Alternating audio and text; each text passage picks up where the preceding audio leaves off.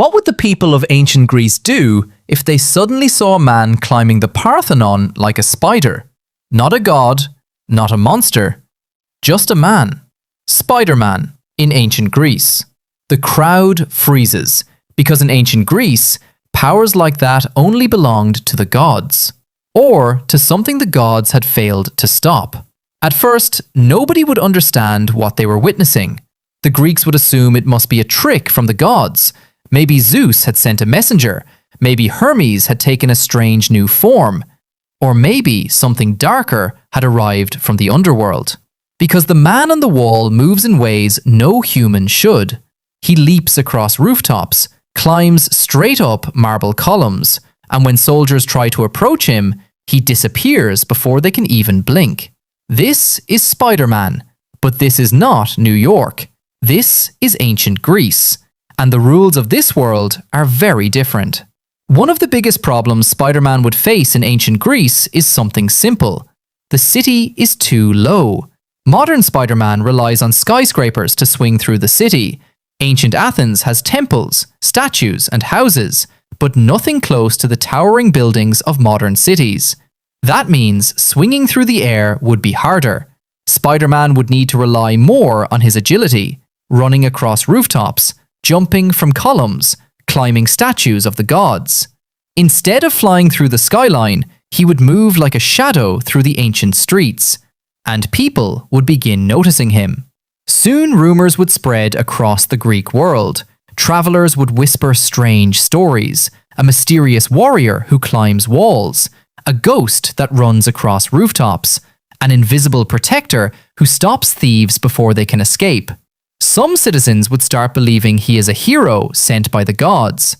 Others would believe something far more terrifying. Because in ancient Greece, power always attracted attention, especially from rulers. And eventually, soldiers would try to capture him. Greek soldiers were some of the most disciplined warriors of the ancient world, armored in bronze, carrying shields and spears, trained to fight in tight formations called the phalanx.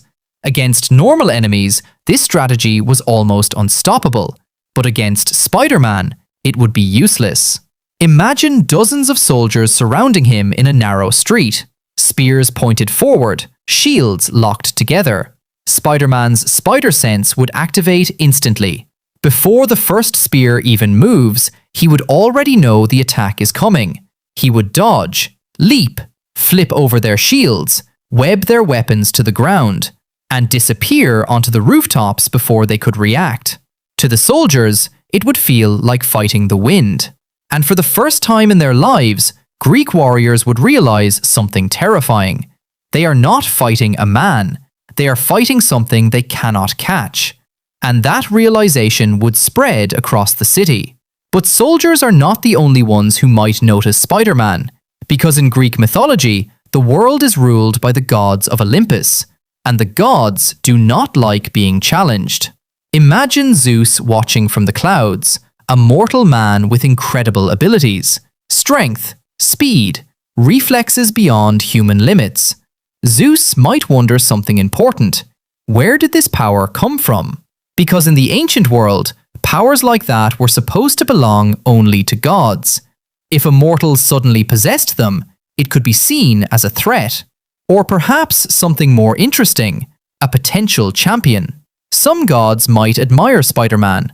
Athena, goddess of wisdom and strategy, might see him as a clever protector of the city. Hermes might find his speed and agility amusing, but others might not be so friendly. Ares, the god of war, would likely see Spider-Man as a challenge, a warrior unlike any soldier he has seen before.